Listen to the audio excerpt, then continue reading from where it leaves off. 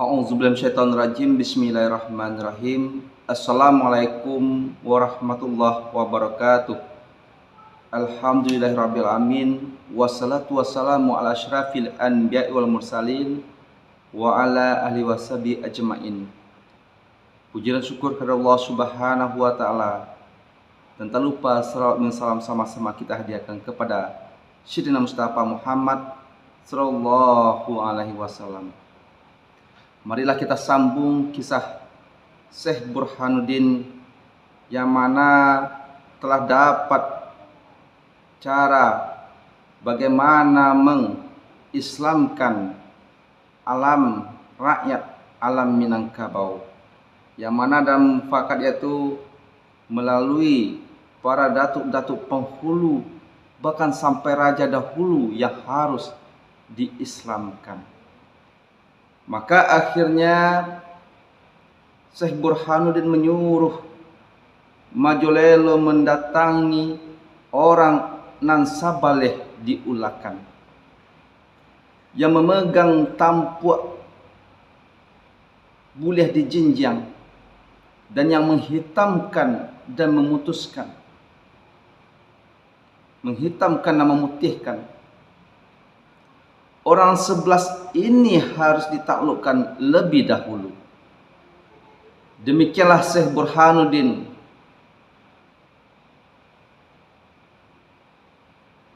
dengan Majolelo setelah mempertimbangkan buruk dan baik, mencari akal dengan budi, dapatlah tata dengan caranya.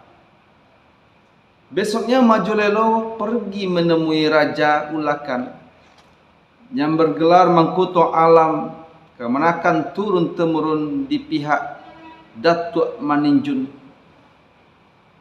dan Sebatang Panjang dan Umay Saidi, cucu piyut dari Panglima Kucing Hitam.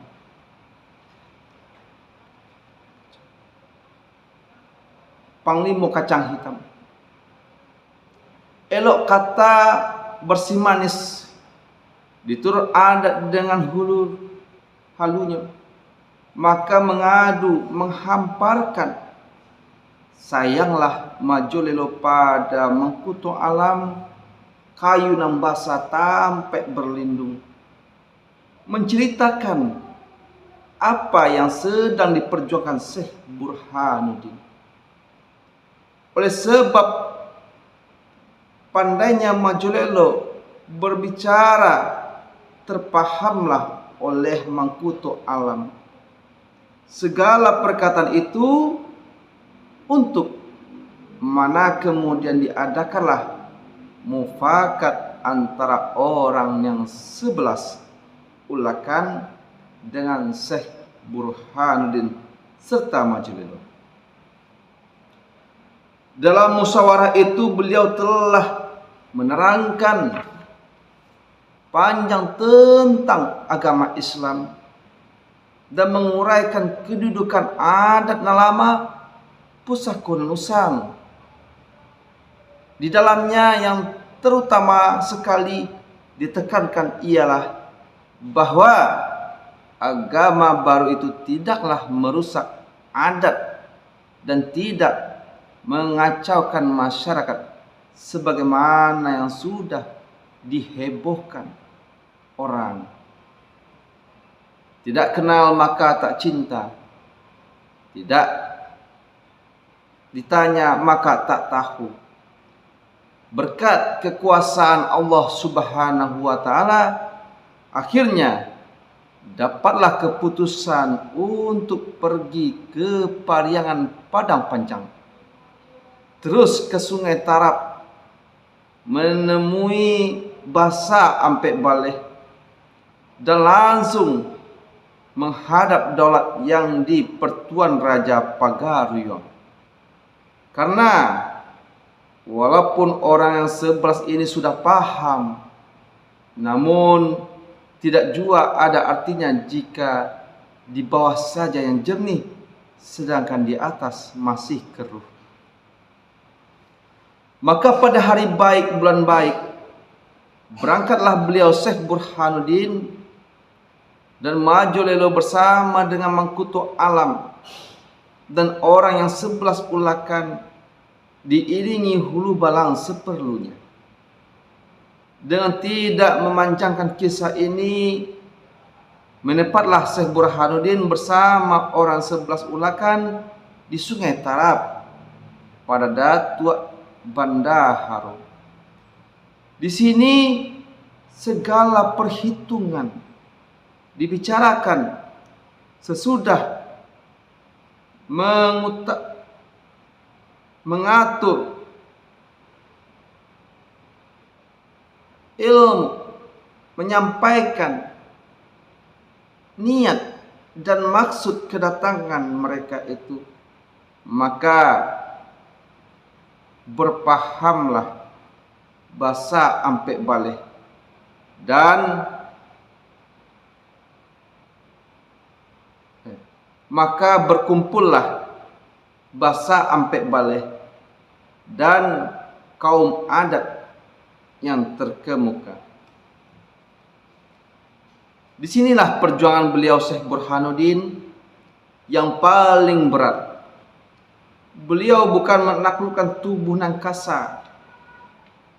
yang kasar, melainkan jiwa dan rohani, akal dan pikiran oranglah yang akan dikuasainya. Habis hari baganti hari, siang bajawe dengan malam, kerapatan adat alam Minangkabau itu telah menyoal, membanding, serta mendengar semua yang telah dibicarakan Syekh Burhanuddin. Agama Islam harus dikupas dari pandangan adat, dinilik menurut hukum adat, untuk mencari sampai di mana dan bagaimanakah adanya peristiwa ini antara adat dan agama. Maka berkat rahmat dan kurnia yang dilimpahkan Allah Subhanahu wa taala pada Syekh Burhanuddin dan kepada orang Sabaleh ulakan, kepada basa ampe baleh dan seterusnya, kepada seluruh masyarakat Minangkabau, maka dapatlah suatu kesimpulan yang paling berharga dalam sejarah Minangkabau, telah menambah kokohnya adat lama pusaka usang. Kesimpulan mana terjalin dan ditekankan dalam kata-kata adat bersandi syarak bersandi kitabullah, tidak lapu oleh hujan, tidak lakang oleh panas. Jadi kesimpulannya, adat bersandi syarak bersandi kitabullah, tidak lapu oleh hujan, tidak lakang oleh panas. Keputusan ini pun disimakkan kehadapan daulat yang dipertuan Raja Pagaruyung. Kepada Syekh Burhanuddin pun diberikanlah kebebasan untuk mengembangkan agama Islam itu di seluruh alam ini, dalam lareh dan duo luak dan tikut dare, dari ekor dare kapal rantau sampai karya nambadabu, terutama sekali di tempatnya sendiri diulakan, tidak boleh dianiaya, dilindungi oleh adat lama pusako usang. Dan selanjutnya diserahkanlah pada manusianya masing-masing yang akan menerima agama ajaran ajaran agama Islam itu, paham atau tidak, mau atau tidak, adalah tergantung pada mereka sendiri-sendiri. Karena itulah adalah hak azazi kemerdekaan bagi tiap-tiap orang dalam alam Minangkabau yang demokrasi.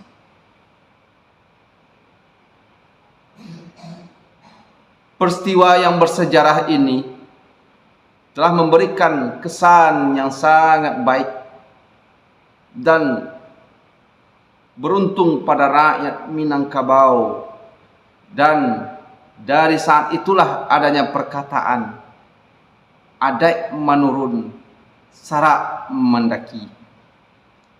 Setelah selesai rapat itu, turunlah kembali orang 11 ulakan, sedang Syekh Burhanuddin dan Majorelo tinggal di sana untuk beberapa lamanya, yaitu di Pariangan Padang Panjang, sambil menemui sanak keluarga yang di sana serta mengislamkan penduduk negeri itu. Kemudian beliau kembali ke Ulakan di tempat menetapnya di Tanjung Medan. Peristiwa bersejarah di Sungai Tarap ini itu dan pertemuan di Bukit Marapalam menghadap yang di Pertuan Raja Pagaryung telah tersebar kemana-mana di seluruh pelosok alam Minangkabau. Agama baru yang terlebih baik dari agama lainnya, adat telah bertemu dengan syarat, dan itulah adat yang kawi, yaitu adat yang kuat. Syariat Islam yang dibawa Syekh Burhanuddin telah bercahaya sinarnya sampai menerangi kota dan dusun, dilaras yang dua ke seluruh rantau hilir dan rantau mudik. Maka banyaklah orang-orang yang ingin menuntut ilmu agama baru itu. Dari mana-mana orang datang ke Tanjung Medan, dari segala pelosok alam ini, dan nama negeri Ulakan sudah tersemat di hati orang. Tanjung Medan telah penuh dengan murid-murid beliau, dan surau-surau yang baru, sebuah yang baru satu itu didirikan itu sudah tidak termuat lagi untuk menampung orang sebanyak itu. Maka didirikanlah bersama-sama surau-surau yang baru sekeliling surau asal. Dan menurut catatan yang masih diingat orang juga sampai sekarang, di Tanjung Medan itu ada 101 buah surau pada waktu itu. Kita dapat membayangkan berapa banyak murid-murid beliau. Sesudah sempurna ilmu yang dituntut, murid-murid itu pulang ke kampung mereka masing-masing. Sedang murid yang baru datang juga. Dan begitulah selesai berganti dari tahun ke tahun. Adalah ini menjadi kecatatan dalam sejarah perkembangan Islam di Minangkabau khususnya, dan Indonesia umumnya, bahwa negeri Ulakan telah mengambil bagian yang penting kira-kira 290 tahun yang lampau. Dari mana sinar agama itu telah menembus dusun dan kota di kedua kelarasan, Laras Budi Caniago dan Laras Koto Piliang.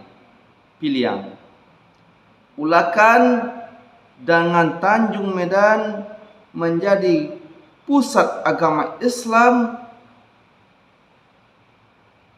di suatu masa dahulunya, dan beliau Syekh Burhanuddin telah meninggalkan kesan hidupnya yang gemilang-gemilang yang tidak dapat dilupakan di sepanjang masa. Perkataan Syekh Burhanuddin, ulakan, tidak dapat dipisahkan karena suatu masa lainnya mempunyai hubungan sejarah yang erat dan abadi. Pengkhianatan sejarahlah orang yang menghilangkan salah satu di antara nama itu. Adapun Majolelo, teman akrab Syekh Burhanuddin sejak dari mudanya, dan yang telah mempelopori pula perjuangan Syekh Burhanuddin dalam menegakkan agama Allah, tidaklah dapat dilupakan begitu saja, karena dia telah mengambil bagian penting dan sudah memberikan sumbangan besar di dalamnya. Oleh Syekh Burhanuddin, karena murid yang telah sangat banyak dan surau pun telah berbilang pula, maka diangkatlah dia menjadi khatib di Tanjung Medan, dan sejak itu dia masyhur dengan nama Khatib Majolelo, dan gelar ini turun temurun sampai sekarang kepada yang mewarisinya. Menurut ingatan sejarah, permulaan Syekh Burhanuddin mengembangkan agama Islam itu mengajar di Tanjung Medan itu ialah di sekitar tahun 1670 Masehi, 1670 Masehi. Jika dibandingkan dengan perkembangan Islam di tempat lain, maka Minangkabau adalah merupakan daerah yang terlambat dimasuki oleh agama Islam. Maulana Malik Ibrahim di Gresik telah menyiarkan agama Islam pada akhir abad ke-14, dan beliau meninggal dalam tahun 1314. Adapun bentuk penghidupan orang-orang Minangkabau waktu itu hanyalah merupakan satu daerah, yaitu berjuang untuk kesempurnaan hidup yang sederhana. Penting mereka usahakan adalah persediaan makanan yang cukup dari tahun ke tahun, dan memiliki alat yang sederhana untuk mencapai itu. Mereka mengusahakan pertanian, ternakan. Pikiran mereka berpusat pada perkembangan dan pembukaan suatu ladang baru. Pemusatan pikiran mereka ini berkesan sampai sekarang dalam perkataan pandai menjadi teranak kambang biak, negeri aman, rakyat sentosa. Sebelum Syekh Burhanuddin datang, terang perjuangan mereka yang sederhana itu dibimbing atau dipimpin oleh adat. Segala sesuatu yang mereka kerjakan harus disesuaikan dengan adat, di samping kepercayaan agama Hindu ataupun Buddha yang dianutnya. Segala sesuatu yang mereka kerjakan haruslah disesuaikan dengan adat. Oleh sebab itu adat sudah menjadi pegangan hidup mereka. Jasmani memperjuangkan mereka menerima sesuatu yang benar yang dikatakan oleh seorang dan yang mereka percayakan sebelumnya serta mudah meyakinkannya. Maka tatkala telah sampai seruan Islam di telinga mereka yang dihembuskan oleh Syekh Burhanuddin dari Tanjung Medan Ulakan, hati, jiwa, dan alam pikiran mereka yang masih lapang dan kosong itu segeralah menerimanya. Apalagi tentang adat mereka disesuaikan di Sungai Tarat sudah tembus pula dengan adanya mufakat Basa Ampe Baleh dan pertemuan dengan daulat yang di Pertuan Raja Pagar Ruyung di Bukit Marapalam. Demikianlah agama Islam telah tersebar di seluruh masyarakat Minangkabau di dalam tempo yang tidak terlampau panjang. Murid-murid beliau yang banyak itu telah sampai di kampung halaman masing-masing, mendirikan surau dan mengajar pula.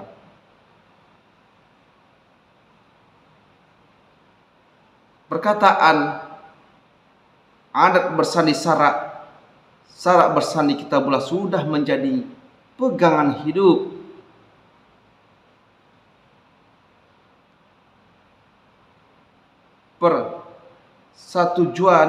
Persetujuan dengan daulat yang di Pertuan dan Basa Ampe Baleh itu tidak sedikit pengaruhnya terhadap seluruh rakyat. Dengan serta merta mereka berlomba-lomba hendak mempelajarinya.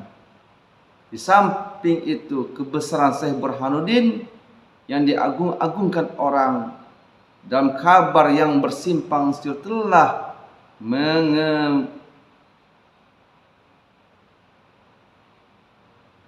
menyebabkan rakyat lebih fanatik lagi.